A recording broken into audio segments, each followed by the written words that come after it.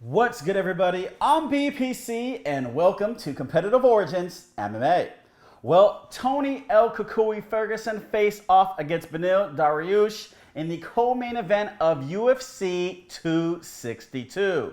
Now, there are a couple questions out there. One being, how good is Beneil? Is he good enough to beat a top 5 UFC fighter? And then there was the second question, has Father Time finally caught up with Tony El Cucuy Ferguson? Well, these questions would be answered by the end of the fight, and round number 1 starts, and Beneil started off with a lot of pressure. He was throwing punches, he was throwing kicks, and Tony displayed a lot of good head movement there. I was quite surprised. This was definitely something that he didn't use with Justin Gaethje, and then he was pretty evasive, as Beneil tried to go after him and even tried to get a takedown. He was moving around, This was something he did differently compared to his fight with Charles Oliveira. So I was quite happy to see that there was a little bit of difference here as what he was stated in the press conference. I was saying, okay, maybe these coaches really did tell him what he needed to do and he actually listened. Well, it wasn't too far after that until Beneil got the takedown. Tony did land an up kick to the face. He wasn't going out without a fight, but after that, Beneil got on top of him and he kind of put his head down and just started throwing a lot of wild punches. It wasn't very effective, but he did control the round, and therefore I gave round number 1 in favor of Beneil. Now, as round number 2 started, Beneil went right for the takedown right away. Tony actually cinched in a Darce choke, and unfortunately, he lacked the proper leverage to really get the choke in there, and Beneil got loose. He then kind of laid on Tony. Fans obviously weren't happy about that situation, but Tony was able to get back up, and that's where Beneil tried to go for another takedown, and Tony actually landed on top. But their legs got all entangled, and therefore Beneil tried to go for a heel hook, which he did cinch in, and this is what I talked about in the prediction video where Tony has a lot of heart. He's a very, very tough individual, and there is no quit in this guy.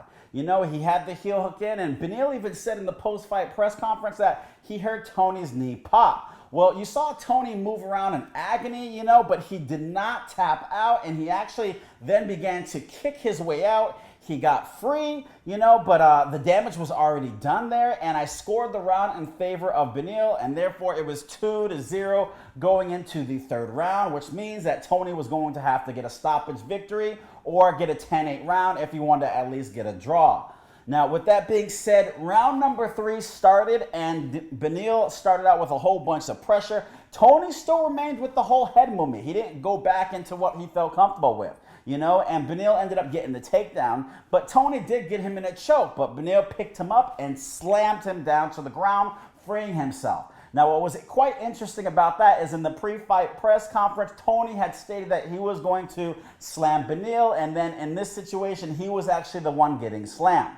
Now, with that being said, Beneil kind of laid on top of him. He moved around, but for the most part, he wasn't trying to advance his position. He wasn't really trying to hit him, in some parts that were in north to south position, and the crowd just laid on boos. I was actually, yelling at the TV for the ref to kind of stand them up, and eventually the referee finally started to warn them, but it just wasn't much going on there, And then Dean Thomas kind of pointed out that, Tony basically, because of his talent and his skills, he got away with doing this whole orthodox methods, and therefore he never worked on his fundamentals, and that might be why he's having trouble getting from underneath these fighters.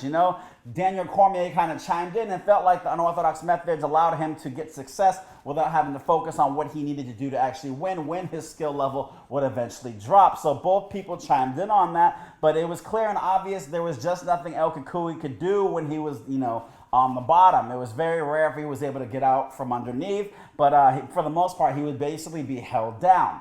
Now, I don't think this fight was that entertaining by any means, but Beneil did get the victory. I saw it 3-0. The judges agreed with me, and there you have it. Beneil Dariush rides off into the sunset with the victory. Now, guys, go into the comment section below and let me know what you think.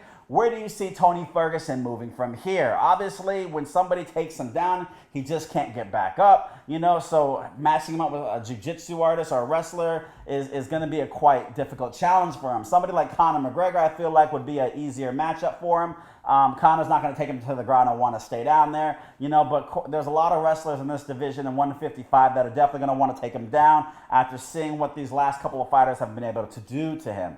And let me know what you think about Beneil. Do you see him, facing off against, some of these bigger timers now? You know what I mean? Like, obviously, he could always face off against Islam Makhachev, who's, obviously a great wrestler, right? So it'd be interesting to see how these two match up with one another. But I was a little disappointed when he got on top that he really didn't do much, If you stay tuned and check out the next video I have coming out where I talk about the recap of the Michael Chandler and Charles Oliveira fight, Michael Chandler did what you're supposed to do when you're on top. Apply the pressure, land the strikes, and continue on. And this isn't what, Beneil was trying to accomplish by anyway. So that was a little bit disappointing. But at the end of the day, he got himself the victory. And it is what it is, guys. Like I said, go in the comment section below and let me know where you see these two fighters heading next in their careers.